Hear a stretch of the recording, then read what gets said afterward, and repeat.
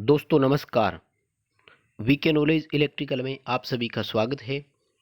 दोस्तों आपके पास कंप्यूटर से आईटीआई है या फिर कंप्यूटर से रिलेटेड कोई भी आपके पास डिग्री या डिप्लोमा है तो ये वीडियो आपके लिए बड़ा इंपॉर्टेंट है, लास्ट तक जरूर देखना।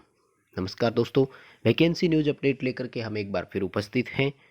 दोस्तों राजस्थान के विद्युत विभाग में कंप्यूटर डिग्री डिप्लोमा या यूं कहूँ कि आईटीआई पर आधारित है 3 पोस्ट में, अलग अलग 3 पोस्ट की बात कर रहा हूं मैं, भर्ती आ चुकी है। 2 पोस्ट पर आ चुकी है और 1 पर आने वाली है। दोस्तों आपको एक ही तैयारी करनी है और आपको 3 अलग अलग पोस्ट में पेपर देने का मौका मिलेगा, जॉब पाने का मौका मिलेगा। इसलिए यदि आपके पास कंप्यूटर से आईटीआई यानी कोपा या फिर किसी और आपके पास सर्टिफिकेट हो, जैसे ट्रिपल सी का हो, ओ लेवल का हो, पीजीडीसीए का हो, बीसीए या एमसीए भी किया हुआ हो, तब भी आप इस वीडियो को लास्ट तक देख सकते हैं। मैं पूरी डिटेल आपको इसमें बताऊंगा। दोस्तों यदि आपने आरएससीआईटी कर रखा है तब भी वीडियो आपके लिए इंपॉर्टेंट है, लास्ट तक जरूर देखना। दोस्तों बात यह है कि राजस्थान के विद्युत विभाग में अभी 2 पदों पर भर्ती आ चुकी है जिनमें कंप्यूटर मांगा गया है और 1 पद पर और आने वाली है। तो 3 पद कौन कौन से है पहले आपको मैं बता देता हूँ। दोस्तों अभी जिस पर आई है वैकेंसी उसमें से एक को बोलते हैं आईए यानी इंफॉर्मेटिक असिस्टेंट। यहाँ कोपा वाला भी अप्लाई कर सकता है, आरएससीआईटी वाला भी अप्लाई कर सकता है। दूसरी है दोस्तों जूनियर असिस्टेंट की, यानी जे की बोलते हैं अपन, पहले इसको एलडीसी बोला करते थे, लोअर डिवीजन क्लर्क बोलते हैं ना। जूनियर असिस्टेंट भी बोल सकते हैं इसको और क्लर्क ग्रेड सेकंड भी इसको बोल सकते हैं। इन 2 पदों पर तो भर्ती आ चुकी है।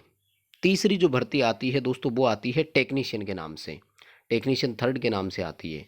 दोस्तों इंफॉर्मेशन असिस्टेंट और जूनियर असिस्टेंट की जो है ये तो 5 कंपनियों में आई है, ये जो 5 कंपनियां आपकी स्क्रीन पर आप देख रहे हैं इनमें।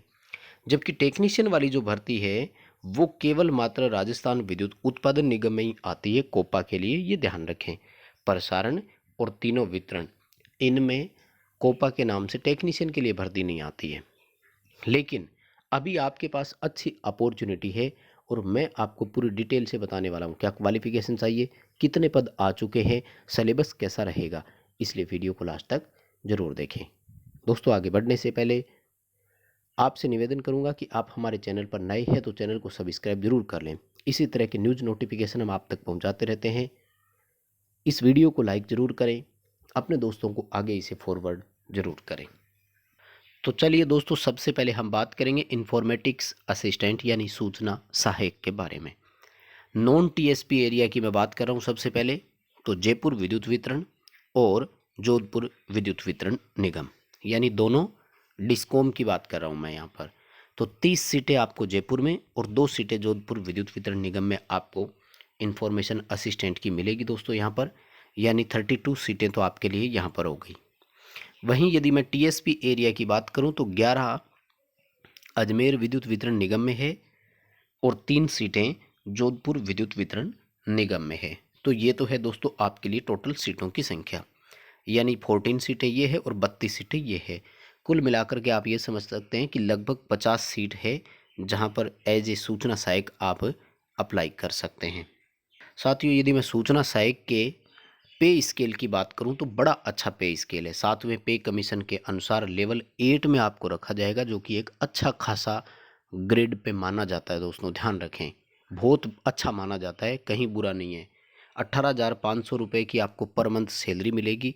2 साल तक राजस्थान में फिक्स रखा जाता है, प्रोबेशन पीरियड बोलते हैं उसको, प्रोबेशनर ट्रेनिंग के रूप में रखा जाता है। जैसे ही आप रेगुलर हो जाओगे 26,300 रुपये per month salary plus other allowances जितने भी है, डीए टीए जितने भी होते हैं सब मिलेंगे। चलिए दोस्तों बात करते हैं एजुकेशनल क्वालिफिकेशन के बारे में इंफॉर्मेशन असिस्टेंट के लिए। देखिए सबसे पहला तो है कि कंप्यूटर साइंस या कंप्यूटर में इंजीनियरिंग आपने कर रखी हो, computer application, computer science and engineering, electronics से भी कर रखी है तब भी आप यहाँ पर अप्लाई कर सकते हो। दूसरा है यदि आपने पॉलीटेक्निक कर रखी हो कंप्यूटर साइंस से तब भी आप कर सकते हो। उसके बाद में नेक्स्ट जो आपका है वो कि आपने कंप्यूटर में लॉ कर रखी हो तब भी अप्लाई कर सकते हो। फिर उसके बाद में देखिए आपने जो नीलेट वाला होता है वहाँ से आपने ओ लेवल या इससे ऊपर का कोई कोर्स कर रखा है तब भी अप्लाई कर सकते हो, कोपा यदि आपने कर रखा है तब भी अप्लाई कर सकते हो। इतना सारा ऑप्शन आपके सामने है। और दूसरी जो क्वालिफिकेशन है वो है कि 20 वर्ड पर मिनट, 20 वर्ड पर मिनट टाइपिंग हिंदी और इंग्लिश दोनों में आपको होनी चाहिए, ये क्वालिफिकेशन है। और फॉर्म अप्लाई करने की एज में कहीं कोई दिक्कत नहीं है, 18 वर्ष से लेकर 42 वर्ष तक है, तो बहुत अच्छी एज भी आपको यहाँ पर छूट दे दी लंबी चौड़ी। तो कंपटीशन थोड़ा सा टफ भी कर दिया क्योंकि नंबर ऑफ़ कैंडिडेट अब ज़्यादा हो जाएंगे।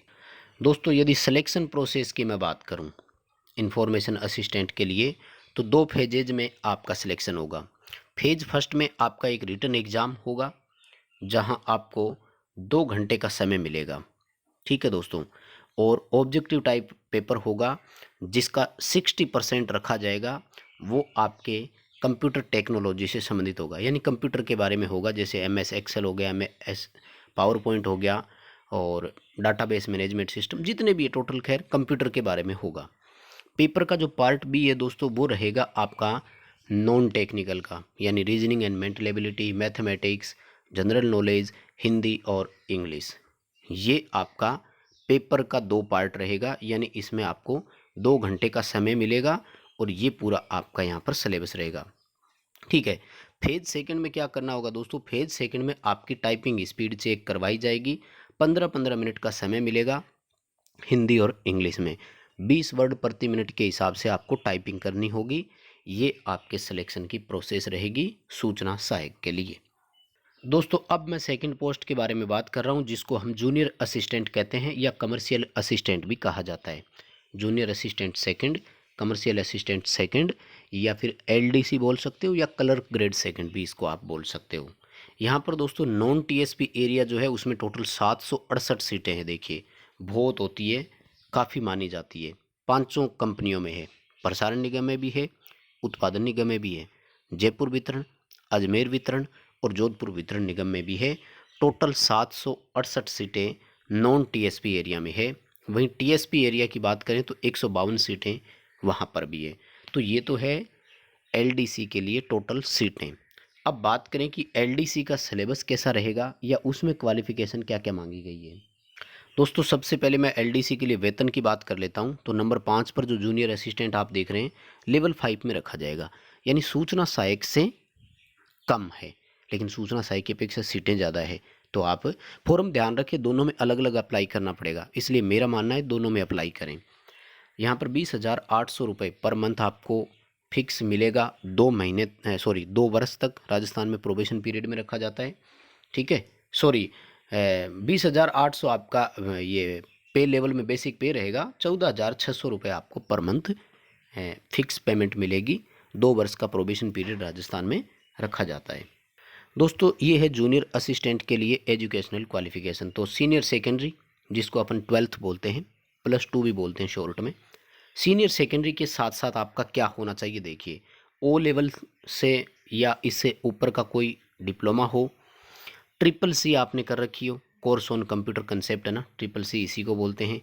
कोपा से आपने ITI कर रखी हो तो कर सकते हैं, आपने कंप्यूटर साइंस या इनमें किसी में भी डिग्री कर रखी हो तो कर सकते हैं।